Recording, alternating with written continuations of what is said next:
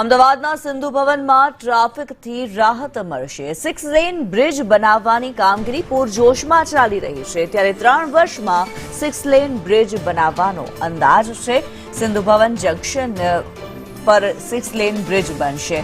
કામગીરીના લીધે service road પર ડાયવર્ઝન આપવામાં આવ્યું છે।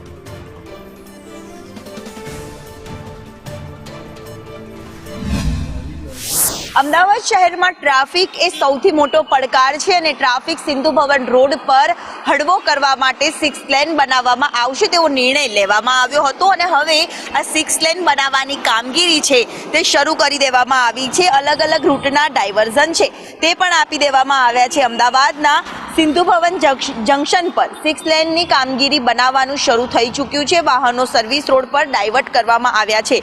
મહત્વનું છે કે આગામી 3 વર્ષમાં અહીંયા 6 લેનની સાથે બ્રિજ પણ બનવાનો છે અને બ્રિજ બનાવવાને લઈને કામગીરી છે તે પૂરજોશમાં શરૂ કરી દેવામાં આવી છે। આગામી 3 વર્ષની અંદર આ બ્રિજ અને 6 લેન બનાવવાની જે કામગીરી છે તે પૂર્ણ કરવાનો એક અંદાજ છે તે આપવામાં આવી રહ્યો છે।